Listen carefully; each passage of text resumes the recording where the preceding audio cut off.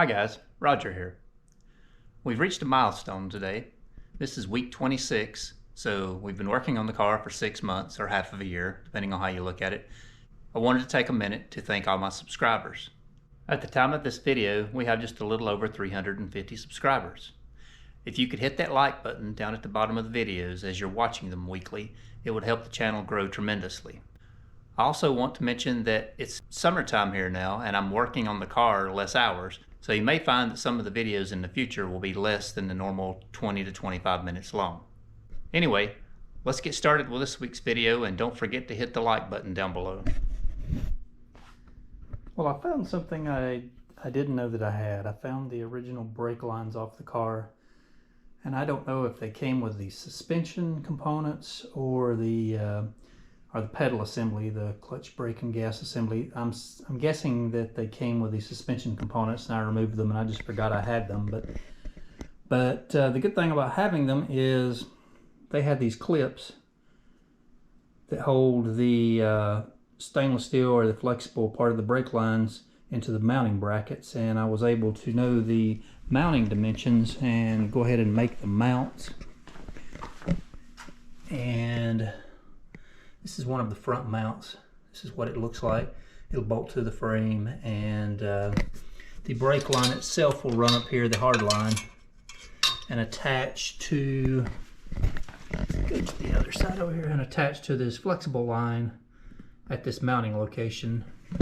And you can see I've got it coming out, can't see it, and mounted here, and then it continues on around, and I've ran the steering lock end to end, and that seems to be a really nice transition there. It doesn't try to bind or pinch at all. That's what I've done on the front. And on the rear, very similar thing here. I've got the same type mount mounted here. So you can get a good look at it. Here we go. And the hard line will come out and attach to the flexible line. The flexible line for the rear will loop around. There's a mounting bracket here that I'll attach to this swing arm, suspension arm, right in that general area, and then it loops around, makes a nice transition over to the calipers. So I'm happy with the way this all looks. I've got to drill the holes larger here where these screws are dropped in and put some rivet nuts in. They're not actually mounted to the frame, it's just dropped in to hold it in place. But once the rivet nuts are in location, I can screw that down and mount it permanently.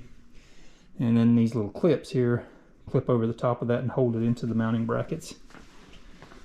But that's what we accomplished today. I'm happy with all of that. I'm still waiting on a delivery for some more brake components to finish this up. That delivery should come tomorrow, and then I'll be back on finishing the mounts. Also found these little spacer tabs here for the brake lines that were attached to the original brake lines, so I may utilize that to hold these the correct distance apart, and then all I'll need is a clamp to hold them up against this tube solid to keep anything from moving. But I like the looks of those, so I'll probably incorporate those. But that's what we accomplished today, and we will, if we get components tomorrow, hopefully we'll be continuing with the brake lines tomorrow. Before I put the engine back in the car, I wanted to show you this brake line. I've got it running from the front to the rear. You can see these little clamps I 3D printed, and I'm using to hold the brake lines in place. But this line comes all the way back through the tunnel. I have 3 of those clamps here in the tunnel, in the front, rear, and the center, holding the line in place up close next to that wall. Got a jog here to go down underneath the fuel line. Back here to the T, where the 1/4 inch line tees off to 2 3/16 lines, and both lines continue back to this mounting bracket back here, which will be where I clip in the flexible brake lines coming from the calipers, and tie the hard line to the flexible line. Same thing running down this side. 2 clamps, and then going to the bracket. I'll have to cut those tubes off to the exact right length and crimp a fitting on the end of those. But just wanted you to see what this looked like before I put the engine back in the car. With the engine in, it's going to be a lot harder to see. I'm still working on the mounts in the front of the car. I have the lines ran, but I don't have those plastic clamps in place yet. It'll be the same plastic clamps. The pieces are laying there on that aluminum tube. But once I get down in there and drill and tap in that tight spot, probably going to need a right angle drill. But when I get that done, the front will be finished and the backs are close to finished. But let's go ahead and mount this engine back in the car. So this is what the front looks like. I have one clamp there close to the T to keep that T from touching the frame and moving around. And then the tube, there's a short tube here. Comes out and mounts to the flexible line, and I have plastic tubing over the entire line so it can't move and chafe against the frame. Same thing here on the long tube. The clamp on the one end. The mounting bracket here to attach to the flexible line. That'll clip in and hold that completely solid where it can't move. And then I've got this rubber tubing all the way across the line. Keep it from chafing against the frame. I don't think it's going to move much, but if that is an issue, I'll add another one of these plastic clamps like this down here at the end, and possibly one here near the end of this short tube or in the center of it. Do a little more research on that and see if what I have is sufficient or if it needs more clamps. Let's see. I think the next thing I'm going to do, after talking to some people about my cooling tubes running through the tunnel of the car, I've had a couple of people concerned about it. Those tubes putting off too much heat, heating the cabin area in the summer being really hot.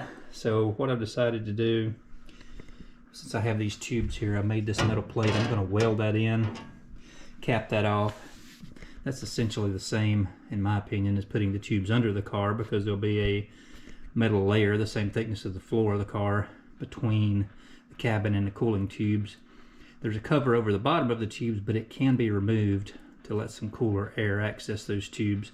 And I can also fill that area in with some insulation or foam or something to help keep that heat out of the cabin area. And what I'm going to do here is I'm going to order some more tubing the same size of this. I'm going to weld the tubes in just outside of this plate, and then I'll make a same cap like right here and lay on top of those tubes and weld in on both sides, essentially completely encapsulating those cooling tubes and having them accessible from the rear of the car and blocking them off from the cabin area. I looked at tunneling these cooling tubes some way else, getting them out of the cabin area, but I just don't see any way possible. So this is the best I could come up with, and I do believe it'll be quite a bit better than what I have now. So I've got to order the tubing, the rectangular tubing for the rear, so it'll be a while before I do that, but I think the next thing I'm going to do is go ahead and fit this top cap plate here and go ahead and weld it in. So let's get started with that.